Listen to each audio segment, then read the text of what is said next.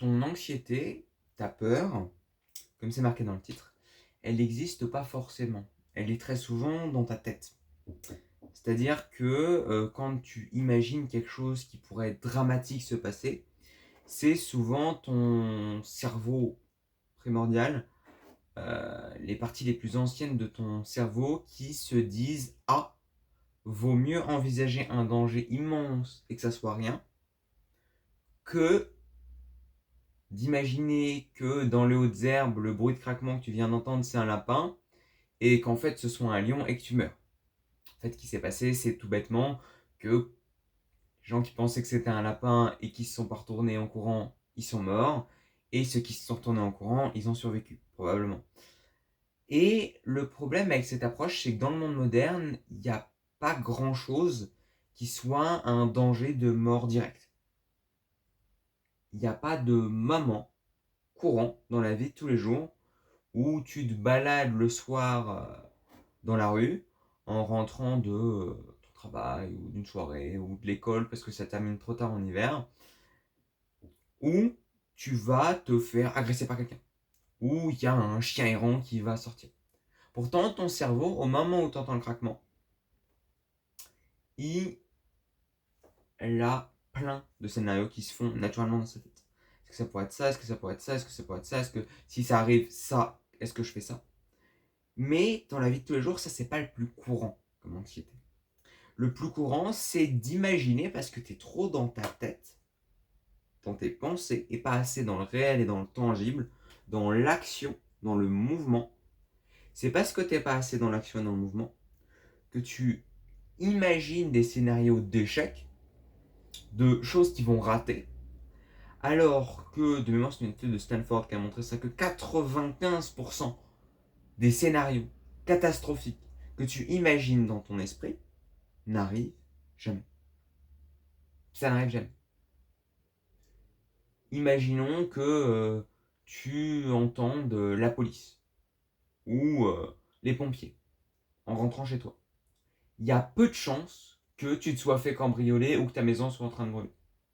C'est peut-être juste des connards qui ont mis le feu à une poubelle. Ça te concerne même pas forcément. Ça va probablement pas impacter ton monde. Probablement pas impacter ton monde. Le truc, c'est que toutes les informations que tu as, de une, tu en as suffisamment. La majeure partie du temps, les gens manquent d'action, pas d'information. Moi-même, c'est un de mes problèmes en ce moment. Donc, couper ces sources d'information, surtout les sources anxiogènes. T'as pas besoin de ton fil Insta. T'as pas besoin de plus de connaissances. T'as besoin d'abord d'appliquer celles que tu as déjà, d'en avoir un retour, et peut-être après, si vraiment t'es face à un cul-de-sac, changer les choses. Pareil pour les informations.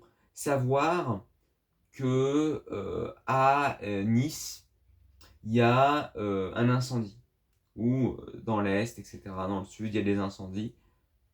Ça n'a, pour le moment, sur ta vie, aucun impact. Aucun. Tu n'as pas besoin de le savoir. Tu n'as pas besoin d'avoir de l'adrénaline, du cortisol, de l'adrénaline, des hormones de stress qui vont arriver dans ton flux sanguin, qui d'ailleurs, il faut le savoir, un même gène, ton gène à toi, peut s'exprimer totalement différemment selon l'environnement qu'il y a autour de lui.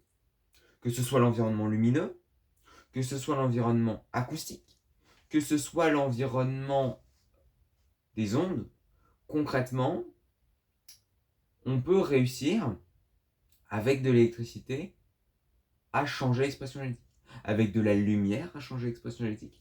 Et a fortiori encore plus, parce que ce sont des mécanismes encore plus connaissables, parce que la lumière, c'est des ondes qui ne sont pas matérielles. Donc c'est plus compliqué à quantifier, etc. Les hormones, c'est quantifiable. C'est physique, c'est des molécules.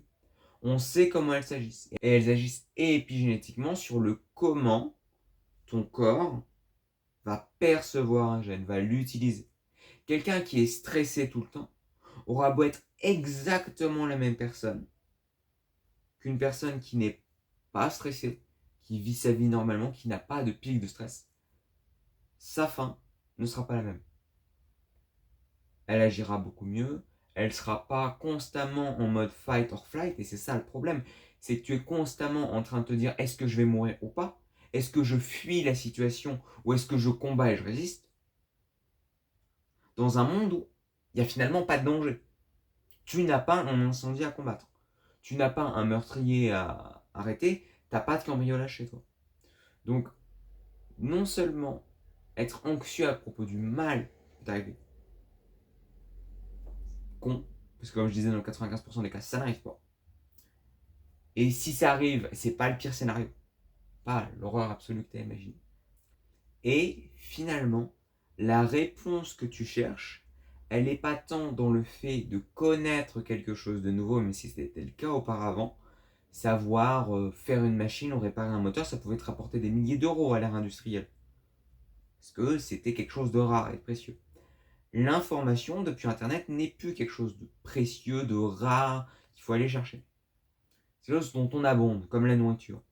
Et si tu veux pas devenir obèse informationnellement, il faut que tu, ne pas couper la qualité d'information, sauf peut-être temporairement, mais augmenter sa qualité, diminuer sa quantité, comme dans la nutrition. Tu préfères prendre la viande, du lait, des œufs, des fruits, que des chocs à pic en masse dans ta vie, nutritionnellement. Tu préfères lire un livre, écouter une vidéo de quelqu'un de compétent, un podcast, que d'aller regarder des shorts et une énième vidéo sur comment être productif.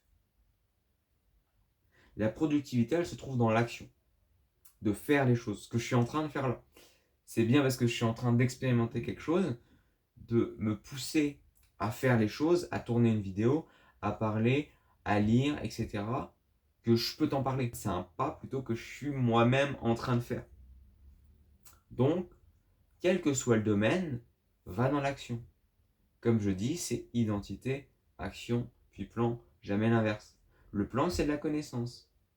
L'action, c'est ce qui mène au chemin, et l'identité, c'est qui tu es.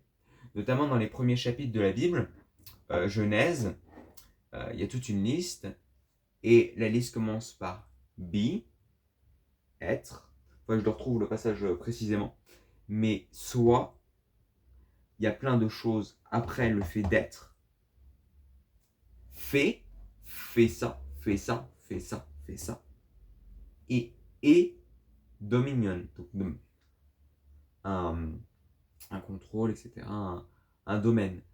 C'est concrètement dans la vie le fait d'être quelque chose, ce que tu es déjà, est-ce que tu peux changer ton identité, notamment un livre qu'il faudra que je lise qui est psycho-cybernétique, être, donc être, agir comme cette personne fait, la personne que tu as choisie, et tu auras.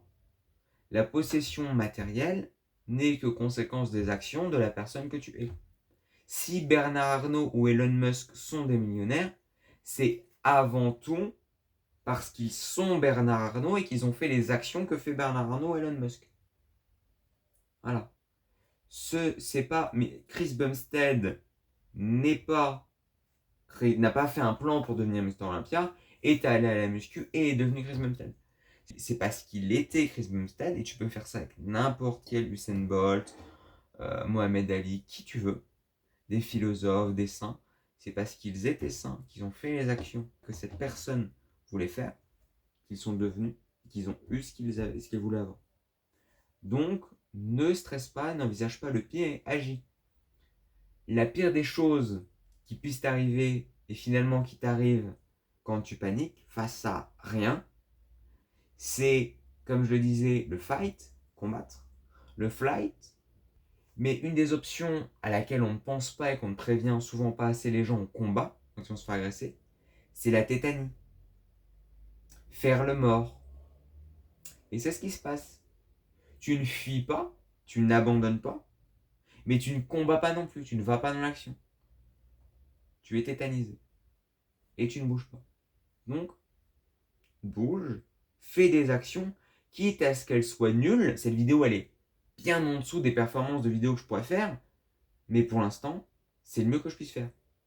Comme quand j'ai été plusieurs fois dans ma vie dépressive, une vidéo qui m'a beaucoup aidé de Hamza Ahmed, je sais plus ce qu'il devient ce mec, un très gros youtubeur dev perso à l'époque, il y a 2-3 ans, qui disait t'as que 4 actions simples à faire pour sortir d'une dépression en une semaine ou deux. D'ailleurs, ça revient avec l'idée que ça ne prend que 2 semaines de rattraper de revenir là où tu avais été, 2 semaines de vraie régularité sur des choses simples. Et ces choses simples, c'était faire du sport, méditer, un temps de silence, apprendre un truc et gratitude. Tu bouges physiquement, tu bouges mentalement, dans ton premier plan mental qui est la réflexion. Tu bouges mentalement dans ton deuxième plan mental qui est l'ennui. Ce sont deux choses distinctes. Le mode par défaut du cerveau quand tu t'ennuies, que tu fais la vaisselle, que tu ranges ta chambre, que tu fais ta lessive, etc. ou que tu es en silence. Et le mode concentration quand tu lis ou que tu travailles, par exemple. Et la gratitude, le fait d'être reconnaissant et de voir le positif. Et on peut penser qu'on est de manière générale positif, mais le pointer du doigt, c'est important. Et l'écrire. Et après, ça devient un mécanisme courant. Ce qui est une des vraies solutions qui t'aide très souvent à sortir de la déprime. C'est-à-dire prendre des choses qui marchent, qui ont un impact direct sur ta dépression, et les faire. Et même si tu fais le minimum, tu as écrit une phrase de gratitude, tu as médité pendant 30 secondes, c'est suffisant. Tu as fait une pompe, c'est déjà très bien. Si tu l'avais pas faite, ça serait beaucoup moins bien. Donc, fais. Bref, comme je le disais plus tôt, c'est identité, action, puis plan, jamais l'inverse. Bonne journée.